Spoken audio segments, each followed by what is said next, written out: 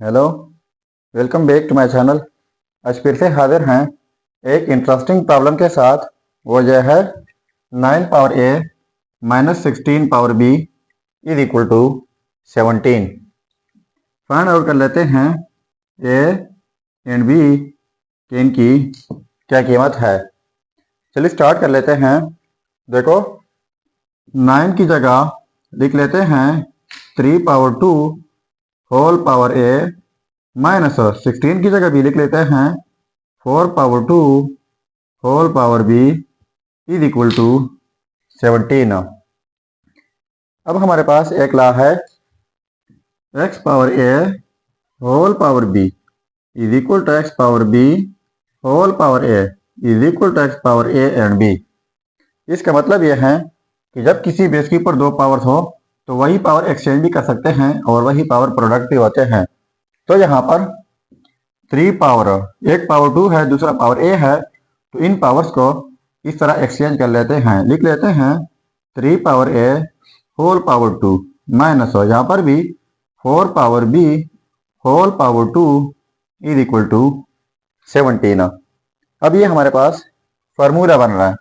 Formula यह है कि A square minus B square is equal to A plus B into A minus B, यानी ये ए square हो गया, ये माइनस बी स्क्वायर हो, तो फिर इस तरीके से इनको स्प्लिट करना होगा।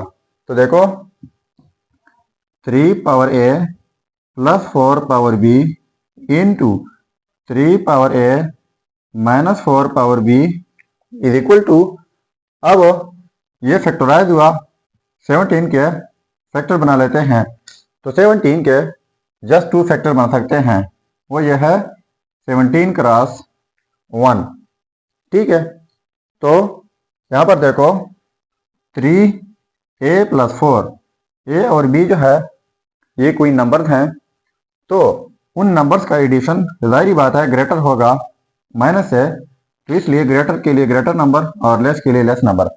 अब इनको कंपेयर कर लेते हैं। तो देखो 3 power a plus 4 power b is equal to 17 and दूसरा है 3 power a minus 4 power b is equal to 1। अब इन दोनों को नाम देता हूँ इक्वेशन 1 और इनको इक्वेशन 2। अब इन दोनों इक्वेशन को मैं ऐड कर लेता हूँ।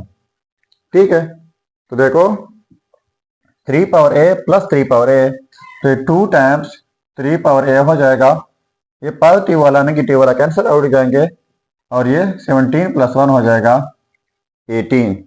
बोथ साइड्स डिवाइड बाई 2 कर लेते हैं, इस साइड से डिवाइड बाई 2, इस साइड से डिवाइड बाई 2, ये कैंसिल आउट हो जाएंगे। यहाँ पर रह जाएगा 3 power a is equal to, और ये भी कैंसिल, 2 1 2, 2 9 18 हो जाएगा, तो यहाँ पर हो जाएगा 9। तो 3 power a is equal to 9 की जगह लिख लेते हैं 3 पावर 2। अब इनके लिए हमारे पास एक रूल है, वो ये है x power a is equal to x power b, यानी जब सेम बेसिस हो, डिफरेंट पावर हो, बीच में इक्वलिटी हो, तो इस सूरत में पावर्स इक्वल होते हैं। तो यहाँ पर भी सेम बेसिस है तो पावर्स इक्वल हो जाएंगे, a इज इक्वल टू 2।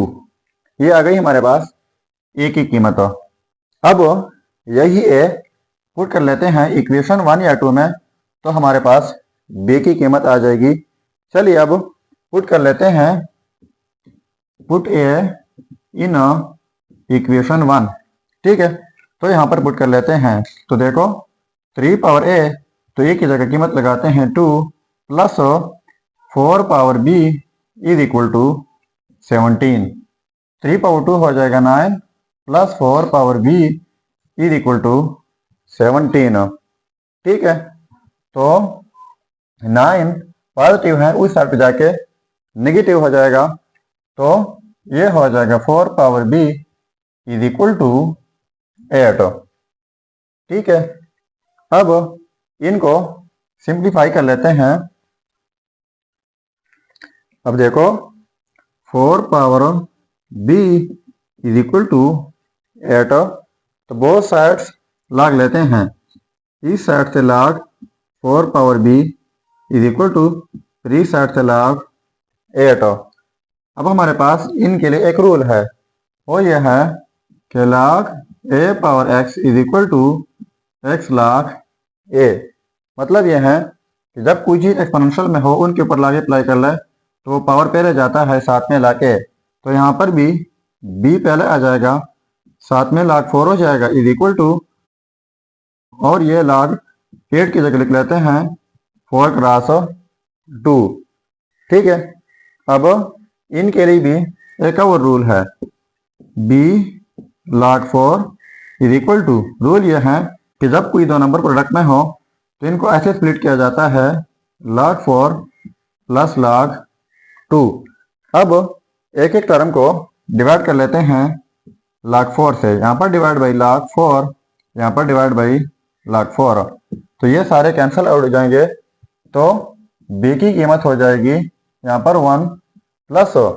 अब इनके लिए भी एक और रूल है, वो ये है कि log to the base a argument b is equal to log b by log a। मतलब ये है कि log to the base a argument b हो तो यही log बेस के साथ अलग लिखा जाता है, आर्गुमेंट के साथ अलग, बीच में डिवीजन आ जाती है। तो क्वेश्चन कुछ इस सूरत में मौजूद है, इसी सूरत में हम लिख सकते हैं। तो पहले एक ही log हो जाएगा, log 4 है यानी log a, तो a बेस की जगह है तो यहाँ पर 4 बेस की जगह आ जाएगा। log 2 है यानी log b, तो b आर्गुमेंट की जगह है तो यहाँ पर 2 आर्गुमेंट की जगह आ जाएगा। सो ये हो गई हमारे पास b की कीमत, और a की कीमत है 2। सो ये हो गए हमारे रिजल्ट्स। अब अगर इन रिजल्ट्स को हम चेक करना चाहें कि वाकई ये रिजल्ट्स ठीक है या गलत, तो यहाँ पर मेन प्रॉब्लम में a एंड b की कीमत पुट करके अगर इनसे 17 आता है तो ये रिजल्ट्स ठीक होंगे। चलिए अब चेक कर लेते हैं। अब देखो ये है हमारे results, a is equal to 2, b is equal to ये वाला। अब इनको चेक कर लेते हैं कि वाकई ये रिजल्ट्स ठीक है या गलत हो। सो चेकिंग 9 पावर a, तो a की जगह 2, माइनस 16 पावर b, तो b की जगह 1 plus log to the base 4 argument 2 is equal to 17। अब 9 पावर 2 का मतलब है 2 टाइम्स 9 माइनस, अब इनके लिए एक रूल है, वो ये है x power a dot x power b is equal to x power a plus b। मतलब ये है कि जब सेम बेसिस हो, डिफरेंट पावर हो, बीच में प्रोडक्ट हो, तो इस सूरत में की बेस लिखा जाता है और इनके पावर 8 किए जाते हैं। तो यहाँ पर क्वेश्चन कुछ इस सूरत में मौजूद है, तो इस तरीके से इनको स्प्लिट कर लेते हैं। तो ये हो जाएगा 16 पावर 1 डॉट 16 पावर ये यानी log to the base 4 argument 2 is equal to 17। तो 9 क्रॉस 9 ये हो जाएगा 81, माइनस 16 पावर 1 16 हो जाएगा। अब यहाँ पर 16 की जगह लिख लेते हैं 4 cross 4 whole power log to the base 4 argument 2 is equal to 17। अब इनके लिए एक रूल है, वो ये है कि a dot a whole power b is equal to a power b dot a power b। मतलब यह है कि जब सेम बेसिस हो, एक ही पावर हो, तो वही पावर दोनों के ऊपर स्प्लिट कर सकते हैं। तो ये हो जाएगा 81 माइनस 16 डॉट, अब ये 4 ये पावर इनके ऊपर लिख लेते हैं log to the base 4 argument 2 dot 4 power log to the base 4 argument 2 is equal to 17।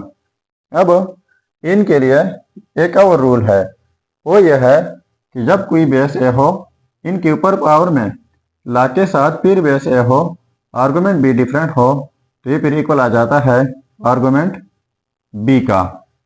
तो यहाँ पर क्वेश्चन कुछ इस तरह है कि बेस 4 है पावर में, log के साथ फिर बेस 4 है आर्गुमेंट 2, तो हमने आर्गुमेंट 2 लिखना होगा। तो देखो ये हो जाएगा 81 माइनस 16, यहाँ पर ये 2 हो जाएगा और यहाँ पर ये वाला 2 इज इक्वल टू 17। ठीक है, तो 81 माइनस 16 इंटू टू इधर हो जाएगा 4 इज इक्वल टू 17। ठीक है, सो 81 माइनस 16 इंटू 4 हो जाएगा 64 इज इक्वल टू 17। इनको माइनस करके 17 इज इक्वल टू 17। अब देखो ये आपस में सेम आ गए, तो इसका मतलब ये हुआ कि ये रिजल्ट्स 100%